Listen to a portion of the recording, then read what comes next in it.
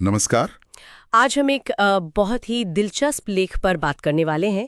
शीर्षक है भावना से न्यायिक संवेदनशीलता, वाह। एक प्रतिगमन। हाँ, ये लेख असल में देख रहा है कि भारत में जो बोलने की आज़ादी है और दूसरी तरफ अदालतों का भावनाओं के प्रति जो झुकाव बढ़ रहा है। हाँ, उनके बीच क्या रिश्ता बन रहा है ना? बिल्कुल, एक जटिल रिश्ता है ये। तो हम देखेंगे कि ये स्रोत कैसे तर्क दे रहा है। क्या अदालतें मतलब आज़ाद आवाज़ की हिफाजत करने के बजाय उसे एक तरह से मैनेज कर रही हैं? हाँ, और अगर ऐसा है तो इसका मतलब क्या है, इसके क्या परिणाम हो सकते हैं? चलिए इसी पर थोड़ी गहराई से बात करते हैं आज।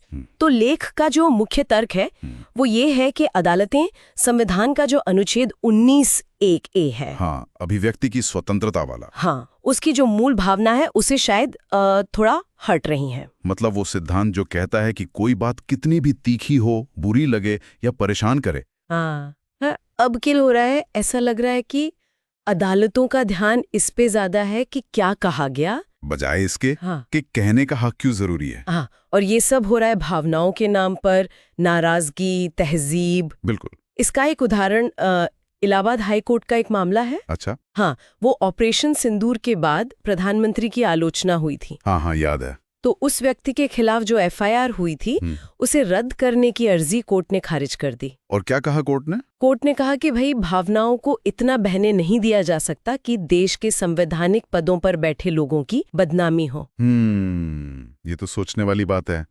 ये तो पूरी संवैधानिक व्यवस्था को ही जैसे हाँ, पलट देता है। मतलब नागरिक सरकार से सवाल पूछें ये तो हक है जी। पर यहाँ तो ज्यादा बोलने पे डांट पड़ रही है। अजीब है।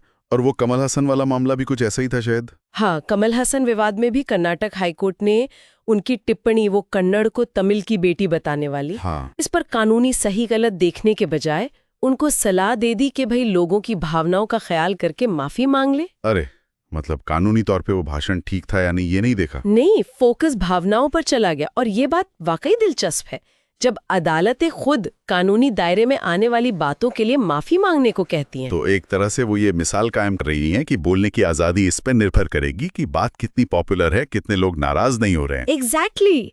और ऐसे और भी उदाहरण हैं, जैसे वो रणवीर इलाहाबादिया का पॉडकास्ट। हाँ, उसमें भाषा के इस्तेमाल पर टिप्पणी हुई थी। हाँ, फिर प्रोफेसर अली खान महमूदाबाद पर कार्रवाई हुई सिर्फ इसलिए कि उनकी आलोचना से भावनाएं आहत हुईं। और राहुल गांधी वाला मामला भी, सेना पर टिप्पणी वाला। हाँ, उसमें भी मानहानि मामले में राहत नहीं मिली। ये सब एक तरफ इशारा कर रहे हैं। तो मतलब अब सवाल ये बन गया है कि क्या सिर्फ किसी की भावनाएं आहत होना ही काफी है? कि संवैधानिक रूप से सुरक्षित भाषण पर भी कानूनी सवाल खड़े हो जाएं, ये गंभीर बात है। हाँ, और ये लेख दो पैटर्न बता रहा है जो चिंताजनक है। पहला क्या है?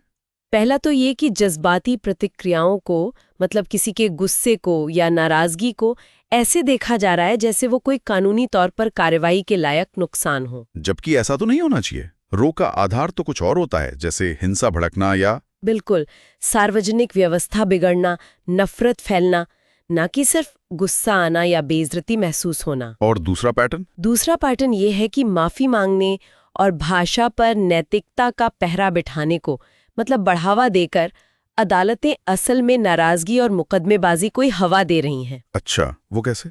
मतलब टिप्पणी जितनी ज्यादा लोगों को गुस्सा दिलाएगी उतना ही उस पर कार्रवाई का खतरा बढ़ जाएगा। हाँ, तो इससे तो फिर भीड़ को ज्यादा ताकत मिल जाएगी। बिल्कुल, और बार बार मुकदमे करने वालों को भी समाज का भला तो नहीं होता इससे। हाँ, और फिर वो बात भी है कि अगर एफआईआर रद्द नहीं की या जांच चलने दी, भले ही बाद में सजा ना भी हो, हाँ, वो प्रक्रिया ही सजा बन जाती है। इसी को चिलिंग इफेक्ट कहते हैं। मतलब एक डर बैठ जाता बोलने से पहले। हाँ, बिल्कुल, एक तरह का डर। अगर इसे बड़ी तस्वीर में देखें तो ये हमारे संवैधानिक भरोसे को धीरे धीरे कमजोर कर रहा है। सही बात है। जब किसी यूट्यूबर को मजाक पर बीप लगाने को कहा जाए या प्रोफेसर को ट्वीट के लिए कोर्ट जाना पड़े, तो आम नागरिक को क्या संदेश मिलता है? यही कि भाई सेफ रहो, वही बोलो जिस पर सब राजी हो। मतलब चुप रहने का इशारा। हाँ, एक तरह से। तो फिर इसका हल क्या सुझाया गया है? लेख कहता है कि अदालतों को वापस सिद्धांत पर टिके रवैये पर लौटना चाहिए। फोकस किस पर हो? फोकस बोलने वाले के अधिकार पर हो, ना कि सुनने वाले की भावनाओं पर। और माफी मांगना किसी का निजी फैसला होना चाहिए, कोई अदालती सलाह या सिफारिश नहीं। तो निचोड़ ये है कि लोकतंत्र अलग अलग विचारों से मजबूत होता है। हाँ, चाहे वो विचार सुनने में कितने भी अप्रिय क्यों न लगें। असहमति जरूरी है। संक्षेप में कहें तो लेख का निष्कर्ष यही है कि भावनाओं के प्रति ये जो बढ़ती अदालती संवेदनशीलता है, ये कोई तरक्की नहीं है, बल्कि पीछे जाना है। हाँ, ये एक तरह का प्रतिगमन है। ये मेलजोल को एकरूपता समझ लेती है और सम्मान को चुप्पी। माफी कोई कानूनी तिकड़म नहीं होनी चाहिए, और किसी बात को जायज ठहराने के लिए किसी की मंजूरी की जरूरत नहीं होनी चाहिए। और आखिर में श्रोताओं के सोचने के लिए एक बिंदु छोड़ा गया है। हाँ, लेख में B.R. अम्बेडकर का जिक्र है कि दुनिया उन बागियों की कर्जदार है जो सत्ता पर सवाल उठाने की हिम्मत करते हैं। तो सवाल ये उठता है कि आज के माहौल में समाज असहमति का सम्मान और संस्थानों का सम्मान, इनके बीच संतुलन कैसे बनाए? खासकर तब जब अदालतें खुद भावनाओं के प्रति ज्यादा झुकाव दिखाती नजर आ रही हैं। ये एक बड़ा सवाल है सोचने के लिए।